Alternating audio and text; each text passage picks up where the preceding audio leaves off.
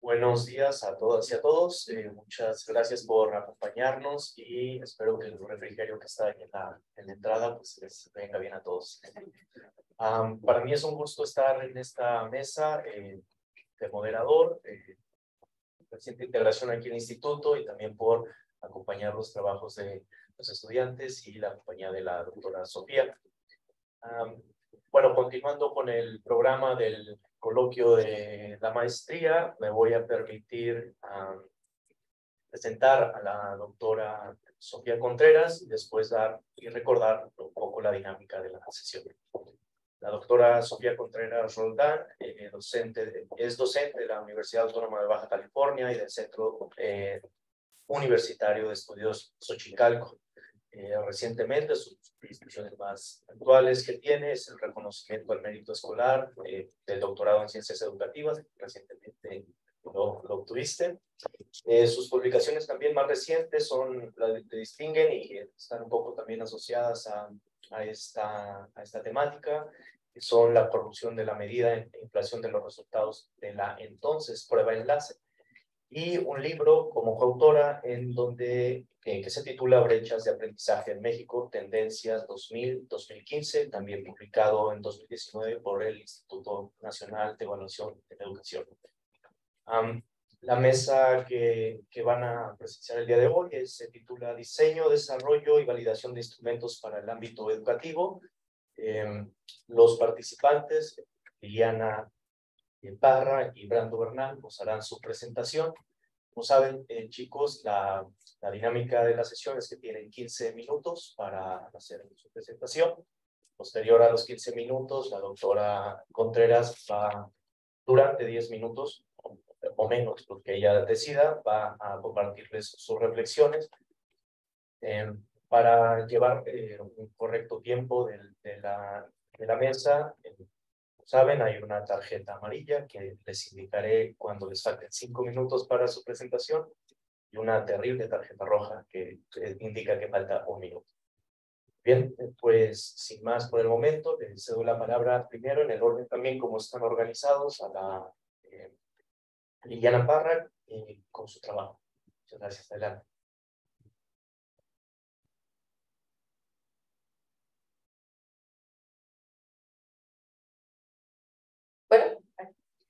Bueno, buenos días a todos. Mi nombre es Liliana Parra González y voy a presentar mi proyecto titulado Diseño, Desarrollo y Validación de una prueba diagnóstica del idioma inglés con propósitos de publicación científica para estudiantes de posgrado. Bueno, a manera de introducción, me gustaría comentar que el idioma inglés ha permeado en distintos niveles, desde lo local hasta lo global, y también en distintas áreas, como son, en este caso, las académicas, universitarias, y por supuesto la comunidad científica no ha quedado exenta de este tema de lenguaje, ¿no? Lee y Ploverdue mencionaron que tanto académicos como estudiantes en investigación a través de todo el mundo se han visto cada vez más impulsados o presionados a hacer publicaciones en inglés. ¿Esto por qué? Bueno, lo voy a mencionar más adelante, pero existe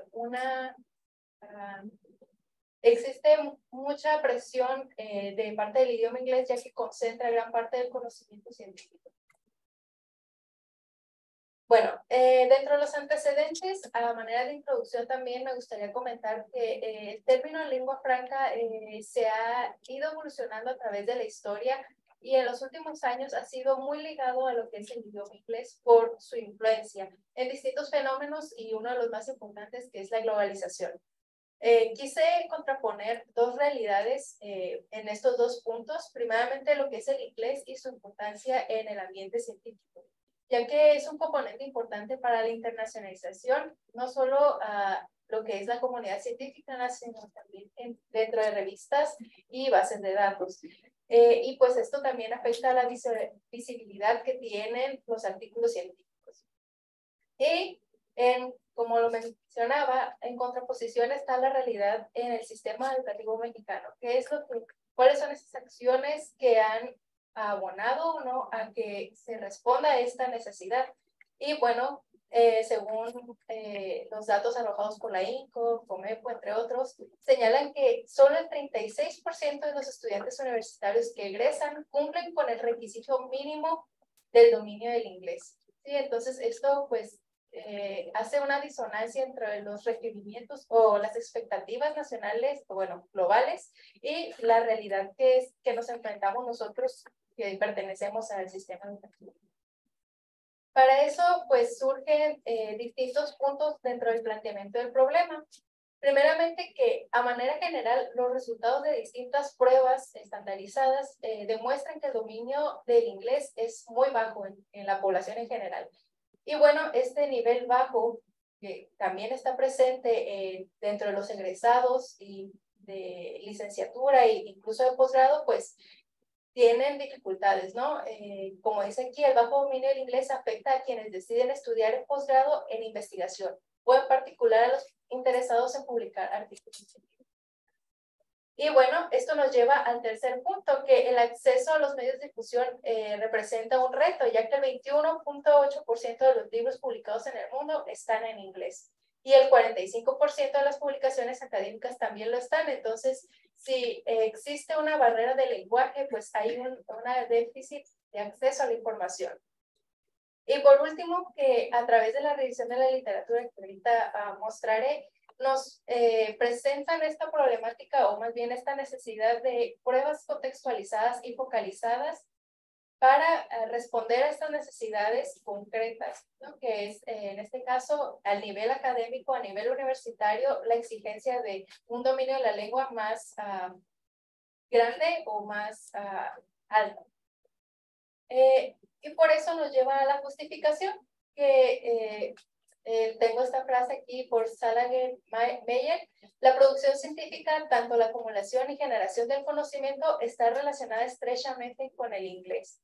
Y dividí en tres apartados. Primeramente, a nivel estudiante y a nivel institución, pues se pretende proporcionar una medición precisa que dé cuenta del grado de dominio de los estudiantes, pero no cualquier dominio de la lengua, sino uno especializado para los fines o los usos pretendidos, ¿no? Y pues aportar a la preparación y mejora de los investigadores en formación e incluso, ¿por qué no?, de los investigadores ya que ejercen. Y por supuesto, al fortalecimiento de las estrategias y acciones que toman las instituciones para responder a este campo de oportunidad. A nivel metodológico, pues principalmente es contar con un instrumento de diagnóstico que permita más adelante nuevos avances, por ejemplo, diseños instruccionales, creación de materiales didácticos o desarrollo de metodologías que respondan a las necesidades específicas de los estudiantes. Y por supuesto, aportar conocimiento empírico que, ¿por qué no?, podría dar paso a otras investigaciones. Y finalmente, a nivel social, pues orientar decisiones formativas de futuros investigadores, como lo mencionaba, y contribuir a la visibilidad de la producción científica en el mundo. Y por supuesto aportar información que ayude o que sea relevante para en términos de políticas públicas. Un poco de lo que sería el marco teórico, pues podría comentar de dónde surge esta idea de un inglés con propósitos para. Pues viene precisamente de la enseñanza de las lenguas. Lo podríamos ver como la raíz de un árbol, ¿sí? Y de ahí se desprende la enseñanza del inglés, que, como lo mencionaba, ha sido muy relevante no solo en nuestro país, sino alrededor del mundo, y se ha derivado en términos lingüísticos otras ramas de investigación, que sería el inglés como lengua materna y el inglés como segunda lengua. En nuestro caso, en nuestro contexto como México, pues nos atañe el inglés como lengua extranjera. Muchos de nosotros probablemente estemos familiarizados con esta parte de aquí, con esta ramificación que es el inglés general. Sí, que aprendimos que los colores, los animales, cómo pedir una hamburguesa en el McDonald's, etcétera, ¿no? Pero, ¿de qué me sirve ese inglés a mí como universitario? O sea, ¿cómo puedo echar yo mano de esas habilidades? Bueno, es que necesito profundizar. Para eso se creó el inglés con propósitos específicos. No será el mismo inglés que ocupe yo como universitaria a que ocupe una enfermera que va a migrar a Estados Unidos y ocupa ejercer su profesión, al que trabaja en un hotel y atiende a, etcétera, ¿no? Entonces, dentro de la literatura encontramos distintas ramificaciones a partir del inglés con propósitos específicos. Podemos encontrar propósitos ocupacionales y los académicos, que son las más grandes que mencionan la literatura. Y dentro de ellos también está con propósitos de publicación académica. Algunos, la literatura roja, que puede ser una subramificación de los académicos o directamente una separada de los específicos.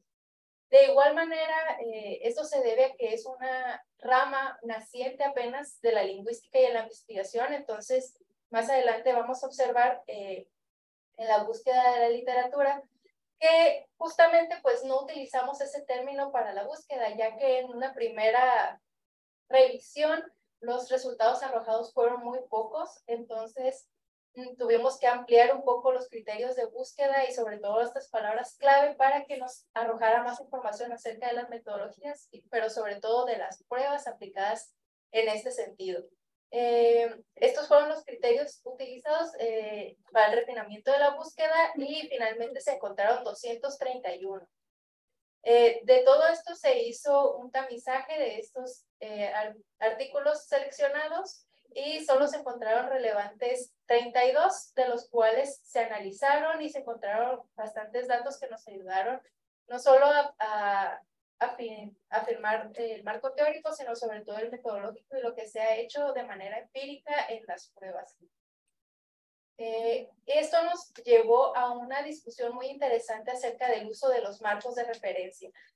Muy probablemente les suene esta parte de aquí, que es el marco común europeo de referencias. Cuando realizamos pruebas estandarizadas, muy probablemente nos digan, estás en un nivel A1, A2, B1, B2, etc.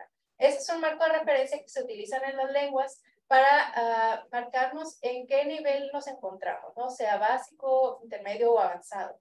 Sin embargo, muchos autores encuentran ciertas deficiencias en este marco, sobre todo por el uso de unas bandas tan amplias. Si te fijas, son solo 6, A1, A2, B1, B2, C1 y C2.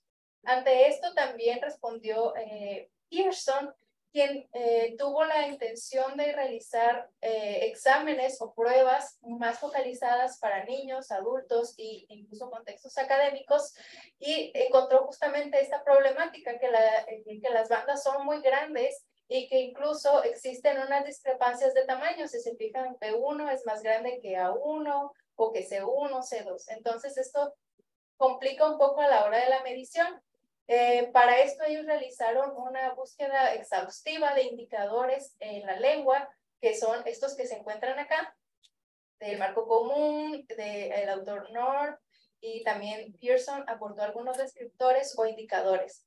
Y pues desarrollaron no solo los exámenes, sino una escala mucho más granulada que permite justamente indicar al que hace uso del instrumento, determinar justo el punto en donde se encuentra. Y puedes hacer esto, esto y esto, pero no puedes hacer esto, esto y esto todavía. Entonces esto es muy pertinente a la hora de hacer pruebas que son muy especializadas y que buscan realmente aportar indicadores que hacen falta para cumplir ciertos objetivos. Muy bien. Entonces, a todo esto, ¿cómo vamos a realizar el método de este proyecto? Bueno, se toma en cuenta a la muestra de estudiantes de posgrado en UABC y para el instrumento se consideran dos partes. Primeramente, una prueba alineada a criterios, como lo menciona Popham, y por segunda, como número 2, un cuestionario de contexto. Sí, esto para ver de dónde vienen estos conocimientos que vemos reflejados en este instrumento y, bueno, si responde realmente a la realidad encontrada en la literatura. ¿Sí? Si a lo mejor estos conocimientos reflejados vienen solo del sistema educativo, si vienen de educación privada o si vienen porque son extranjeros, etc. En cuanto a las etapas de la elaboración del instrumento, pues son estas: definir el marco o escala, seleccionar las habilidades y conocimientos, desarrollar las especificaciones de los ítems, producir y validar los ítems, ensamblar el examen, establecer estándares y pues un análisis primario. Actualmente nos encontramos en esta etapa que es seleccionar las habilidades y conocimientos correspondientes a la prueba. Se ha enviado una lista de indicadores completa a unos expertos para que ellos hagan un tamizaje, como digo, de estos criterios que corresponden justamente al objetivo a evaluar, ¿no? Que es qué indicadores dan cuenta de que sé o que estoy preparado para publicar un artículo científico. Y bueno, este es el análisis que se piensa llevar a cabo, que es un análisis preliminar, análisis factorial exploratorio, análisis factorial confirmatorio y un análisis de correlación convergente y discriminante. Y eso es todo. Muchas gracias por su atención.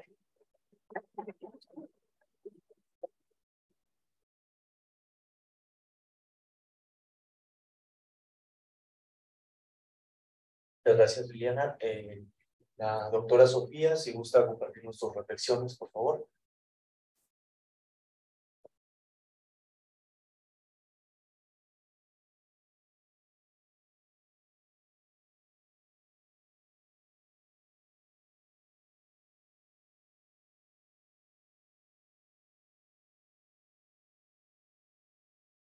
No, ahí está. Yo te tengo aquí ladito, pero pues para que ya se enteren del chisme. Bueno, pues felicidades por empezarle a dar más forma a tu propuesta de proyecto. Me da gusto ver que en tu presentación ya incluiste cosas que de repente a mí me quedaron faltando en el documento que se me hizo llegar y dije, ¿y dónde está explícito, por ejemplo, las características de los participantes, ¿no? Pero bueno, ya ahorita pones un bosqueje de, bueno, serían estudiantes de posgrado de la universidad. No sé si son todos los estudiantes o en todos los programas de posgrado de la universidad o en este en específico, o cuando, o sea, ahí habría que delimitar, ¿no? O que describir más. Me parece muy relevante tu trabajo, es muy novedoso, sobre todo porque bien lo estás enunciando, está dirigido a diagnosticar, ¿no? A tener un panorama de qué habilidades y conocimientos cuentan ya de cajón los estudiantes que están iniciando un posgrado, ¿verdad? Yo le agregaría para producir y para publicar en inglés, ¿verdad? O sea, esta parte de la producción, o sea, no solamente con propósitos de publicación, sino con propósitos de producción. Te voy a decir por qué de producción, porque en la práctica, y es algo que sería importante que agregaras en tu trabajo, en la práctica, ahí en el planteamiento del problema, la realidad es de que los investigadores no producen en inglés. O sea, normalmente producen en español, ¿verdad? Y pues buscamos fondos para pagar dinero a un traductor experto, ¿verdad? Y que sea quien produzca el manuscrito, lo traduzca en inglés, ¿verdad? Y publicamos en inglés, ¿verdad? Pero no, realmente en la práctica, el investigador no produce en inglés, no piensa su artículo en redactarlo en inglés. Entonces, eso es una cuestión importante. De hecho, por ejemplo, en la UNAM, desde 2014, ellos diseñaron un programa para posgrado, tanto para estudiantes de posgrado como para investigadores, para hacer talleres de capacitación a estudiantes investigadores para producir, escribir en inglés, ¿no? Entonces, aquí te estoy poniendo en las observaciones del documento la página de este programa, justamente para que analices el contenido de este propio programa, los conocimientos y las habilidades que enuncia que debe de tener una persona capaz de redactar en inglés. Por ejemplo, te voy a poner algunos de los que enuncia, ¿no? Tiene que ver no solamente pues con las cuestiones de convenciones gramaticales, sintácticas, sino también habilidades, ¿verdad?, de autoedición, y también, es muy importante, conocimientos de la idiosincrasia anglosajona, ¿no? Entonces también son otro tipo de habilidades. Aquí va a estar interesante, tú mencionas dentro de tu diseño de investigación un comité de expertos que vas a conformar, ¿no? A mí me interesaría saber qué características estás considerando de esos que tienen que tener esos expertos. ¿Quiénes son? ¿Son lingüistas? ¿Son especialistas en la enseñanza de un segundo idioma? ¿Quiénes son esos especialistas que te van a estar acompañando en este proceso para decirte cuáles son todos los conocimientos y habilidades que tiene que tener una persona, ¿verdad? Para poder producir un texto científico en inglés.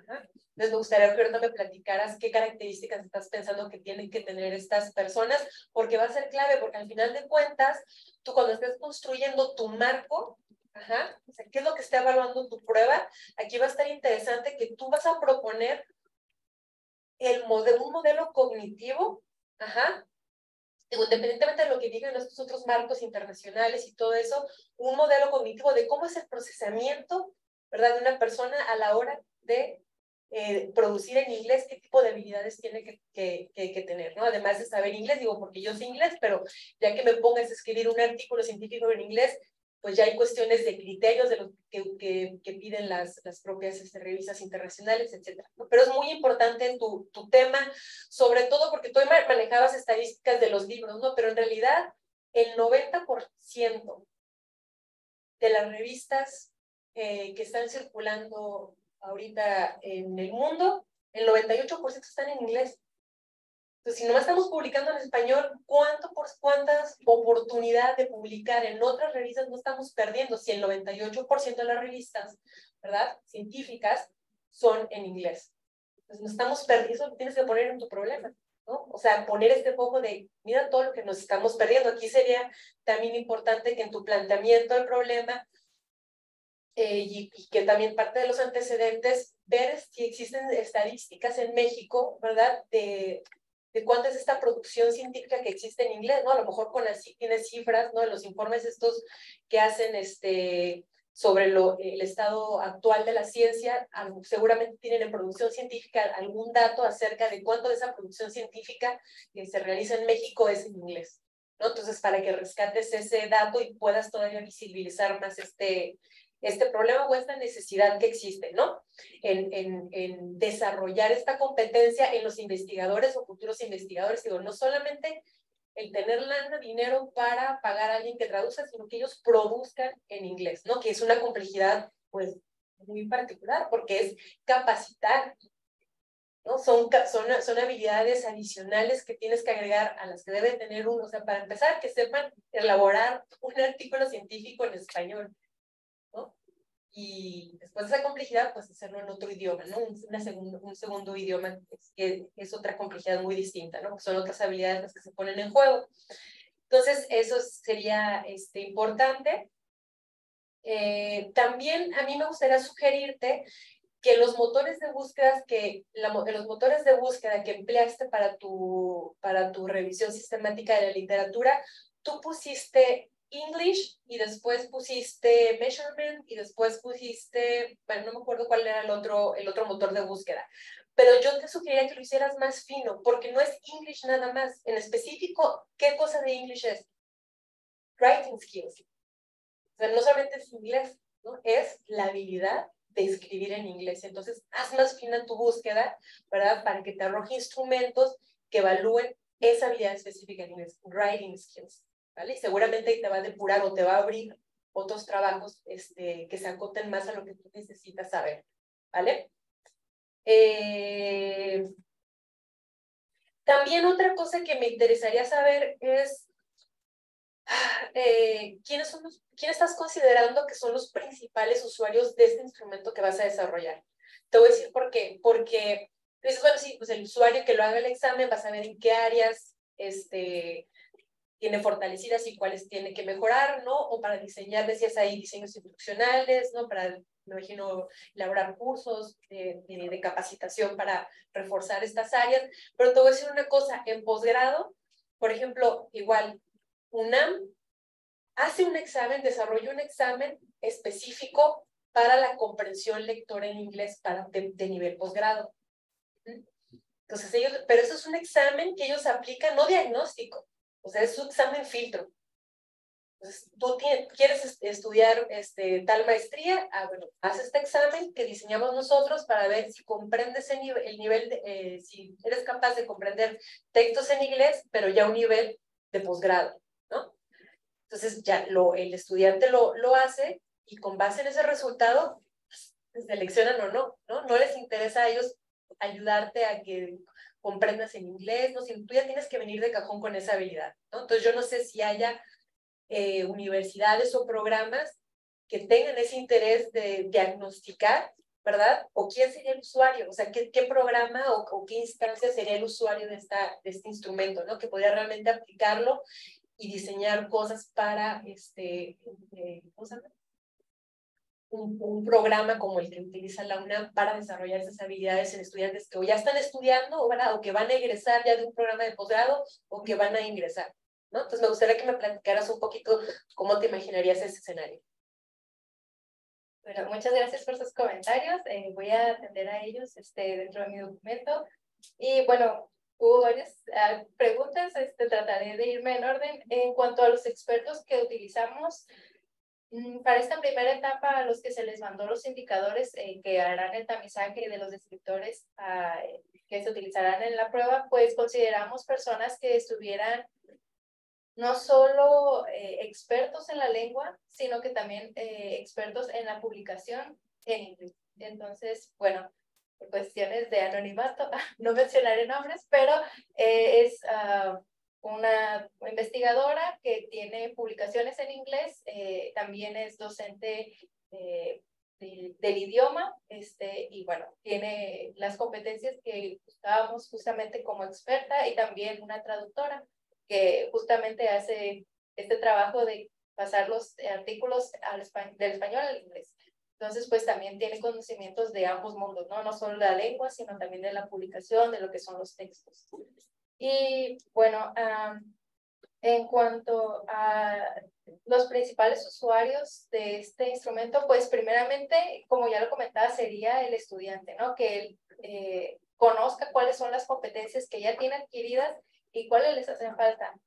Pudiera incluso dar pie a lo mejor a un aprendizaje autónomo, pero en lo personal mi principal objetivo sería devolver estos mismos resultados a la universidad.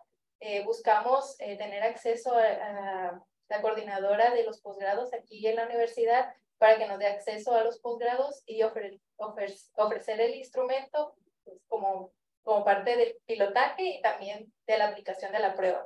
Y pues devolver esos resultados también, como decía, dar la oportunidad a lo mejor de la reflexión a nuevas prácticas, acciones, tal vez líneas de acción, como mencionaba, para la creación de cursos especializados. También sé que CONACYT oferta un curso para la redacción de textos académicos, si no me equivoco. No sé si aplican, como también usted mencionaba, algún examen diagnóstico, no filtro, pero creo que sí es importante, incluso como toda esta ideología del inglés como puestos específicos, atender a las necesidades del alumno, ¿no? Porque, pues, a final de cuentas, así es como vamos cubriendo espacios que a lo mejor no teníamos en consideración o para responder a estas necesidades que ellos tienen y pues poder catapultar, ¿no? Este conocimiento, esta generación de conocimiento y pues hacerla visible, ¿no? En el mundo. Y también en cuanto a la publicación en los estudiantes, pues como usted comentaba, justamente es esto, capacitar, a lo mejor no sé cómo sonará este comentario, pero a lo mejor un investigador sí tenga acceso a pagar un traductor o que pueda pasar su artículo del español al inglés, pero pues un humilde estudiante pues no tiene esa capacidad económica para hacerlo. Entonces, y qué mejor que no tener la capacidad económica, pero tener la capacidad intelectual o capacidad de habilidad para hacerlo por uno mismo. Como mencionaba, no solo es una actividad lingüística, sino es la idiosincrasia anglosajona, es la capacidad de conocer cuáles son las partes de un texto científico y creo que eso también es importante de reforzar, sobre todo en posgrados de investigación, que ese es el fin, ¿no? La producción. No sé si respondí a todas las preguntas, pero...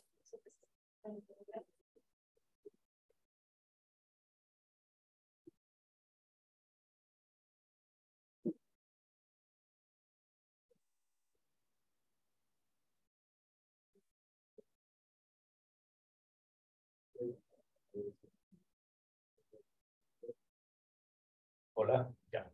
Muchas gracias, Liliana y doctora Contreras, por su intervención. Voy a dar la palabra al estudiante Brando Bernal, por favor, si nos haces tu presentación.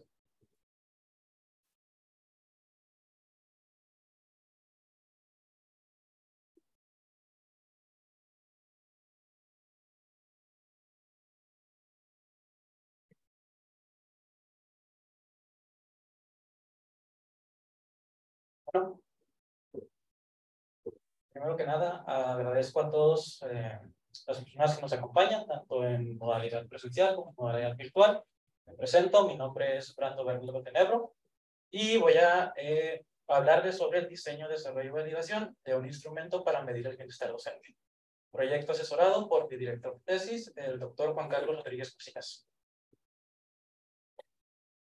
Antes de empezar como tal con la presentación, me gustaría hacer dos precisiones por las cuales nos estamos concentrando en el agente del docente. Primero que nada, la mayoría de la investigación en bienestar, en agentes educativos o en agentes académicos, como le quieran llamar, se basa en estudiar a estudiantes, bueno, estudiar a estudiantes, ¿no? Investigar a estudiantes, lo cual es bueno, cumple muchos propósitos. Sin embargo, dejan rezagado, por así decirlo, un poco al docente. Lo dejan como que olvidado o cuestiones similares. Asimismo, la importancia que tiene el docente en los procesos de logro de aprendizaje y desarrollo de habilidades socioemocionales en los estudiantes. Diciendo esto, podemos, bueno, dentro de esta investigación o dentro de este estudio, hemos podido detectar algunas problemáticas que competen al estudio de bienestar docente. La primera cuestión son, o se refiere a cuestiones teóricas. Para empezar, hay poca claridad en su conceptualización. Se ha visto que la investigación sobre bienestar docente se ha enfocado en estudiar aspectos funcionales, que es qué también hace su trabajo el docente o las cuestiones que la escuela el docente y cómo repercuten en su bienestar. De experiencias, que es cómo el docente reporta qué tal se siente, o de orientaciones, que es cómo los valores se emparejan con las creencias o valores de los estudiantes y de la misma institución, y cómo esto genera bienestar o afecta el bienestar. Asimismo, el nivel de análisis varía. Muchas veces el bienestar es considerado, conceptualizado como un estado, y en otras ocasiones como un rasgo. Asimismo, hay escasa diferenciación entre el estudio del bienestar general de los docentes y el estudio del bienestar docente. Esta distinción es bien importante. La primera se refiere a la aplicación de modelos generales de bienestar, como lo son el de Diener, el de Seligman y otros más, a población que resulta ser docente. Y el segundo, se refiere a estudiar los elementos específicos de la profesión docente y cómo estos impactan en el bienestar experimentado dentro de sus labores. En cuanto a los problemas metodológicos, encontramos que las herramientas o instrumentos disponibles ignoran ciertos aspectos importantes en la medición del bienestar. La primera de ellas, o la primera cuestión que encontramos, es que las definiciones y operacionalizaciones sobre las que se basan los instrumentos, pues realmente caen sobre distintos niveles de análisis y distintas categorías, lo cual se relaciona con las cuestiones o problemáticas teóricas. Asimismo, los instrumentos de medición identificados no consideran evaluaciones sobre estados afectivos, sino que hacen evaluaciones cognitivas acerca de estados afectivos. En este sentido, aunque es importante y lo reconocen en ciertos modelos, no se logra captar como que la esencia dinámica y esporádica de las emociones. Asimismo, se encuentra que la mayoría de los modelos de bienestar docente evalúan facetas globales en vez de facetas específicas, lo cual no está mal. Sin embargo, si queremos profundizar, o si se quiere profundizar en el estudio del bienestar docente, es importante centrarnos en facetas o en componentes que nos puedan dar resultados granulados que podamos utilizar para interpretaciones más precisas. En este sentido, Scarpello y Campbell encuentran que la valoración de la satisfacción global, si bien se asocia con una de las facetas específicas, esta relación es baja, por lo cual se sugiere que son constructos similares, bueno, relacionados, pero diferentes. Asimismo, se encuentra que algunas actitudes laborales, como valores o satisfacción, están vinculadas a facetas específicas. Asimismo, se encuentra una tendencia de posible subrepresentación de los componentes de bienestar docente, lo cual no es recomendable para estudiar constructos complejos, como lo es el bienestar o las actitudes laborales. En este sentido, por ejemplo, el instrumento desarrollado por Bianchi y Fraser,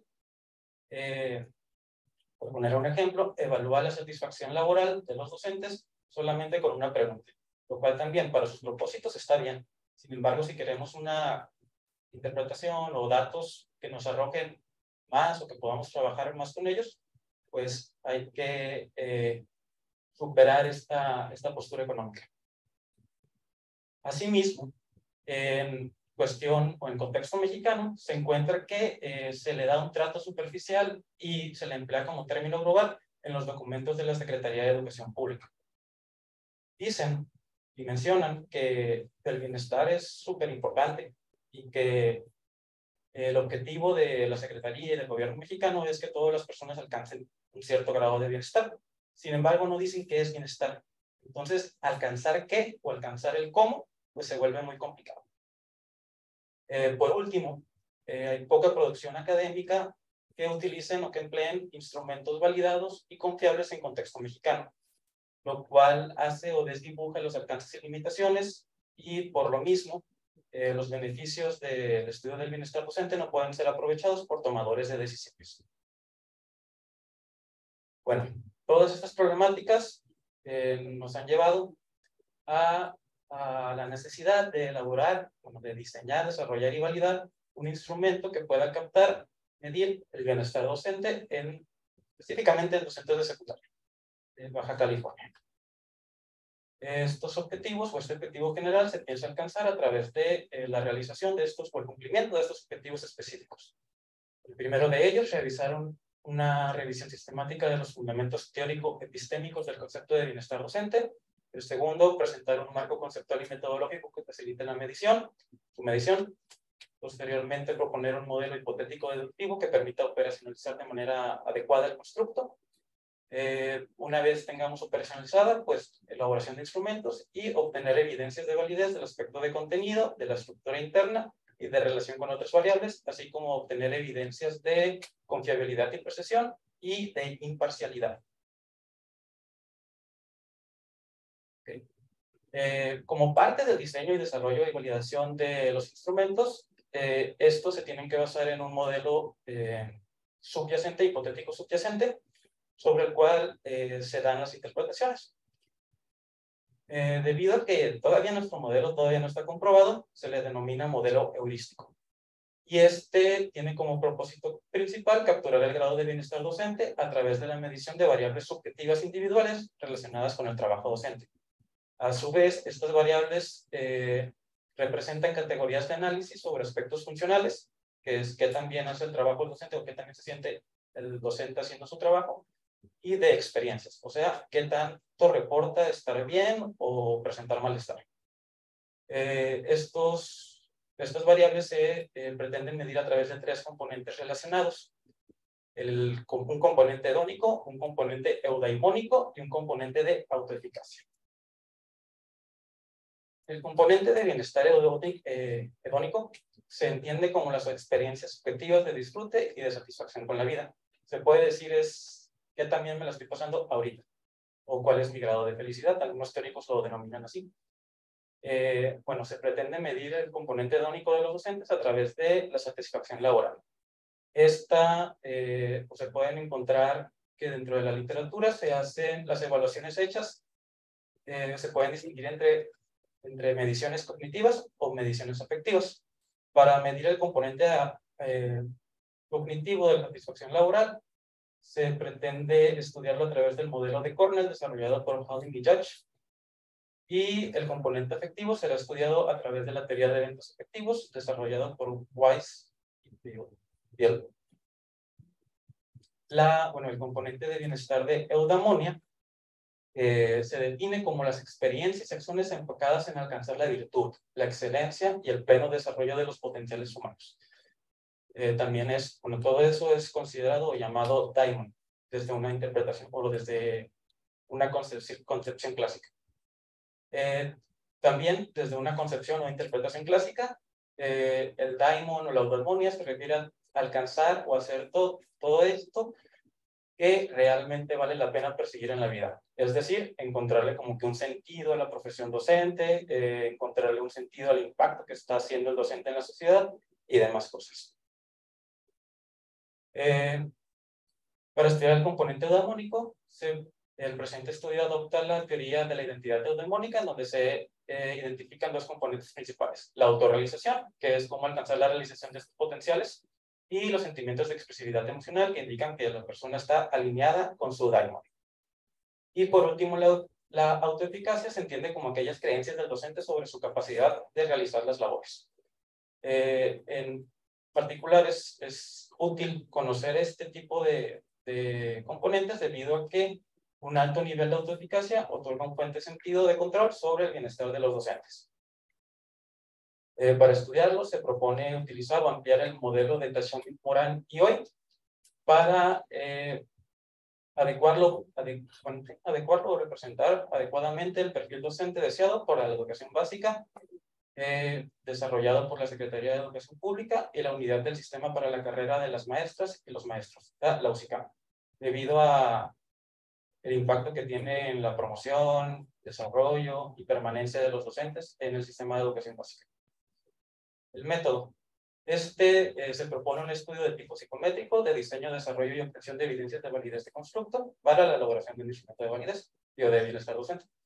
Se seguirán las pautas y recomendaciones establecidas por algunos especialistas en medición del bienestar, así como obtención de evidencias de validez, como es la AERA y colaboradores, más precisamente el Manual de Estándares para Pruebas Psicológicas y Educativas.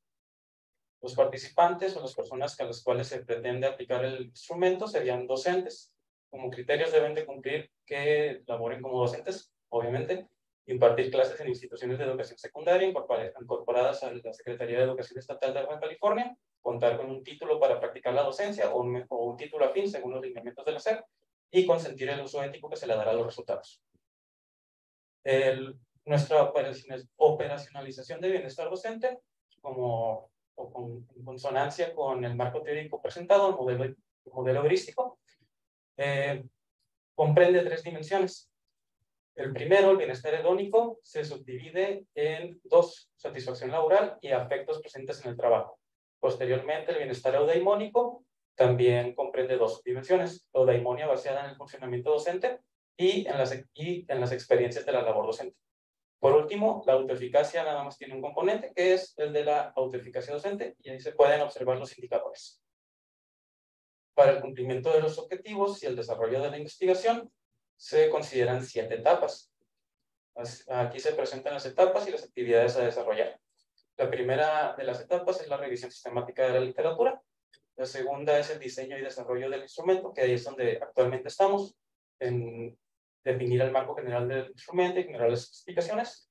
Posteriormente se planea obtener evidencias de validez de contenido, aplicar el instrumento a una muestra, un estudio piloto, para así poder hacer la construcción de bases de datos, posteriormente la validación de la estructura interna y relación con otras variables, y por último, análisis de sesgo y de equidad de la prueba.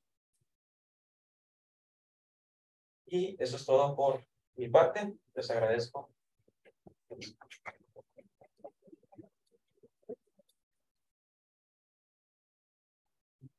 Bueno, gracias, Brandon, por tu presentación. Igualmente, le deseo la palabra a la doctora Sofía. Bueno. Ok, Brandon, perdón. Yo volteando a ver tu nombre. Brandon. Bueno, igual, me resultó muy novedoso tu trabajo, sobre todo porque fíjate que justamente a raíz de ahorita que venimos durante la pandemia, surgieron muchísimos estudios relacionados justamente con este tema, bienestar docente, ¿no? Entonces resulta muy pertinente para la época contextual en la que estamos el estudiar el bienestar docente. Fíjate que en la literatura, tanto económica como la psicológica, acompañan la palabra bienestar con otra que no la considero azarosa, que es bienestar subjetivo. Siempre la encuentras como bienestar subjetivo. De hecho, el propio INEGI, que mide el bienestar subjetivo de la población mexicana, ¿verdad? Lo pone así, ¿no? Bienestar subjetivo. ¿Por qué no está de más poner el subjetivo? Porque sí es importante mandar el mensaje de que es una cuestión de autopercepción, pues súper personal, ¿no? Lo que para ti es estar en bienestar, pues seguramente para Liliana, pues no, ¿no? Entonces hay diferencias en cómo tú percibes que tu salario, pues sí es suficiente, ¿no? Y a ti, para ti es insuficiente y es algo que no te causa bienestar, ¿no? O hay desequilibrio. Entonces, en ese sentido, te digo, es muy interesante, sobre todo, digo, porque se relaciona con muchos otros temas relacionados con la salud física, la salud emocional, que también está mucho en este nuevo cambio, el nuevo enfoque que le están dando ahorita en la SEP, en la parte de formación de las personas, ¿verdad? Y la psicológica en la parte del trabajo, ¿no? De hecho, muchas veces se han juntado estos términos y estudiado con el burnout, con el estrés laboral, etcétera, ¿no? Aquí va a ser muy importante que en tu marco teórico, tú decías, hay una polisemia, ¿no? De este término de bienestar. No solamente hay polisemia, sino que hay mucha similitud con otros constructos que también se utilizan. Entonces yo te aconsejo que hagas una separación de bienestar es esto y no es esto otro, porque tal. O sea, que busques encontrar esas delimitaciones con otros conceptos, por ejemplo, como satisfacción docente, que a veces también se puede utilizar. Digo, ya vi que en tu propuesto de modela, no, está incluido, ¿no? Dentro de una de las dimensiones es satisfacción docente, ¿no? Pero en otros estudios o en otros instrumentos que se pueden utilizar lo están viendo a lo mejor de la misma manera, ¿no? Entonces, separarlo de otros constructos como bienestar, como satisfacción docente, como por ejemplo, igual lo de salud mental, etcétera. También a mí me gustaría que igual me platicaras ahorita, al igual que Liliana me lo platicó, o sea, ¿por qué tu muestra va a ser docentes de secundaria, ¿no? Porque ahorita hablabas, bueno, es que esto se habla de educación básica, ¿no? Pero tú estás diciendo, bueno, va a ser de mis criterios de inclusión, de mi muestra, van a ser únicamente docentes de secundaria. ¿Por qué? ¿Por qué en particular esa población? ¿O a qué responde que nada más te vas a focalizar en ellos, ¿no? En la parte de las etapas que describiste en el método, a mí me gustaría sugerirte que en la parte de validación estás empleando ya después de que los expertos te hayan validado el instrumento, o sea, lo que evalúa el instrumento, tú y tu asesor se dieran la oportunidad de también validar este instrumento a través de otros métodos más cualitativos, aunque repegue acá el doctor, pero más cualitativos, que ayudan muchísimo a validar el diseño del instrumento, de los ítems, de los reactivos, ¿verdad? Pero también la validación, las evidencias de validez del contenido, de lo que estás evaluando. Entonces, que tengas la oportunidad después de que los expertos hayan validado el instrumento, que realices entrevistas cognitivas con protocolos de pensamiento en voz alta, que es simplemente elijas de 3 a 5 docentes, ¿no? Que se parezcan a las características de la muestra que vas a utilizar, ¿no? O sea, docentes de secundaria, ¿verdad? Que te ayuden a contestar ese instrumento y a verbalizar en voz alta todo lo que les pasa por la cabeza mientras están contestando, ¿no? Y conocer qué expresión, si entienden la pregunta o a qué si está siendo ambiguo con lo que te está refiriendo con ciertas cuestiones que le estás preguntando de índole afectiva y emocional. Entonces, acompaña esa validación que vas a hacer con los expertos, también con otros expertos que son los propios docentes, ¿no? Que son los que van a estar contestando el instrumento. Entonces, ahí sin problemas yo te podría ayudar para conducir ese tipo de entrevistas, pero que ayudan mucho a validar y a fortalecer los instrumentos, ¿no? Entonces, en la parte de lo que es el diseño. Digo, igual también para ti, pero me acordé, o se lo puse el comentario nada más a él en su trabajo, ¿no? Entonces, sí me gustaría pues que me platicaras un poco entonces esta cuestión de lo de por qué en secundaria. Y hay otra cosa que no me quedó ahorita muy clara, que la vi en tu trabajo. Porque tú en tu trabajo mencionaste, o sea, sí hiciste una revisión y encontraste diversos instrumentos que miden el bienestar docente, ¿no? Incluso ahí pones una tabla muy padre donde dices, haces una comparación de qué dimensiones exploran cada uno de estos instrumentos, ¿no? Entonces unos dicen, no, pues unos los dimensionan en 5 aspectos del docente, otros en 3, otros en tal, ¿no? Pero entonces ya ahorita en la propuesta que estás poniendo, estás retomando una propuesta teórica de otros dos teóricos, ¿no? Ahorita que mostraste bueno, ahorita ya no se ve, pero que decía satisfacción docente y luego autoeficacia y luego esas dimensiones que utilizas, esas de que son de otro autor que no propuso un instrumento. Entonces, ¿por qué entonces no vas a adaptar un instrumento ya hecho o uno de los que ya están hechos sobre bienestar docente, bienestar subjetivo docente, y por qué crear uno nuevo? ¿Vale? Muchas gracias por los comentarios. Sin duda, pues van a ser muy atinados. Voy a discutir con mi director de tesis y voy a tratar como de reaccionar un poquito para también hacer algunas aclaraciones. Acerca de definir los componentes específicamente, estoy súper de acuerdo. De hecho, me estoy basando en una terminología de unos autores especialistas en bienestar, Cura y Waterman. Entonces, eso me da como que mayor claridad conceptual de qué estoy haciendo, qué estoy estudiando, y es difícil. De pronto, cuando estudias un concepto tan amplio, sí me llegué a perder muchas veces. ¿Qué es bienestar? Pues quién sabe. Pregúntale a 30 personas y vas a tener 30 respuestas diferentes. Pero sí, voy a tener un poquito más de cuidado al definir los componentes. En cuanto a por qué docentes de secundaria, bueno, hay dos cuestiones o dos cuestiones importantes que considero. Primero que nada, los docentes de secundaria ya no son docentes de grupo, son docentes de asignatura en su mayoría, al menos aquí en Baja California. Entonces, el estar en contacto o el estar en presencia con muchísimo más alumnos puede aumentar la carga laboral, que es una de las cuestiones que puede disminuir el bienestar docente. Asimismo, pues, agréguenle a que hay mucha cantidad de estudiantes y que estos son adolescentes. Entonces, todos fuimos adolescentes alguna vez. La personalidad que presentan se caracteriza a través de la habilidad emocional, desacato a la autoridad, algunos rentan a la autoridad. Entonces, son un poquito más complejos de sobrellevar y son cuestiones que pueden impactar de manera importante.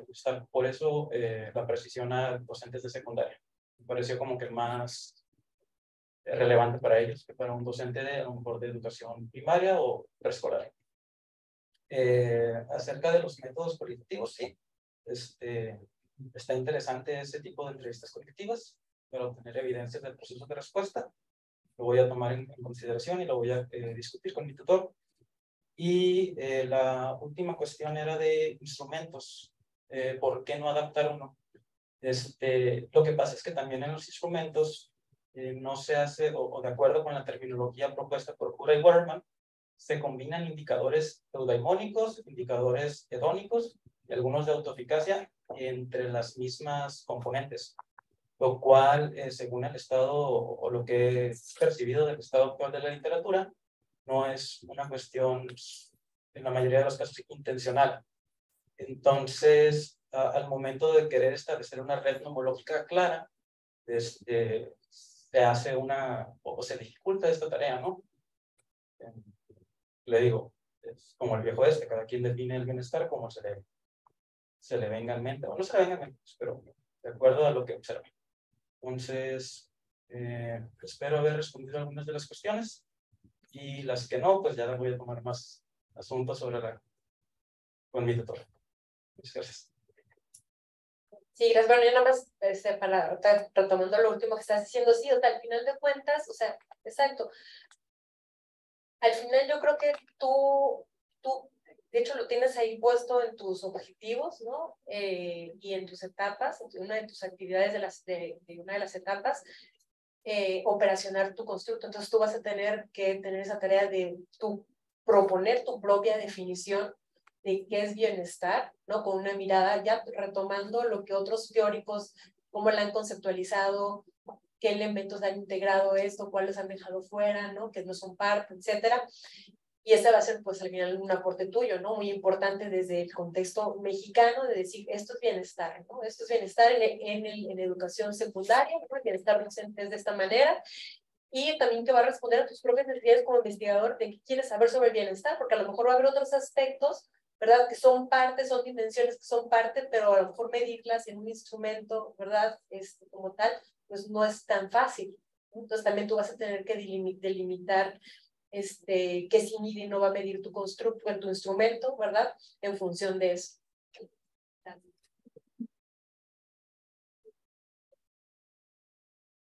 Bien. Muchas gracias, Brandon, por tus respuestas y sobre todo también gracias a la doctora Contreras por todas sus intervenciones y recomendaciones que ha hecho aquí a los estudiantes. Bueno, yo solamente algún comentario final que quiero hacer, destacar de estos dos proyectos la diversidad de instrumentos, ¿no? Por un lado tenemos un instrumento que se apega a criterios, al parecer el camino es más fácil, pero después va a encontrar retos al momento de definir las tareas que hay que poner a los examinados a que ejecuten.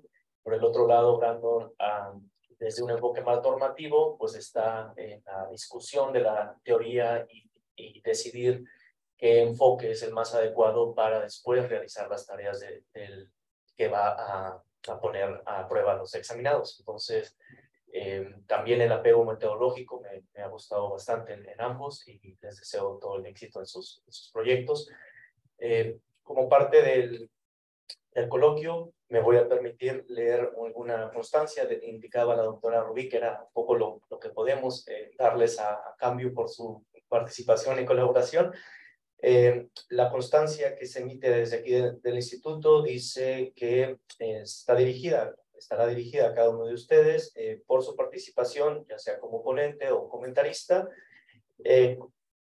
y en el marco del coloquio de investigación educativa de la maestrías en ciencias educativas realizado el 30 de agosto de 2023 aquí en Ensenada, firma el doctor Alfonso Jiménez Moreno y el doctor Sergio Gerardo Málaga como coordinador de investigación y posgrado. Les agradezco a todos su atención y los esperamos su asistencia a la siguiente mesa. Buen día.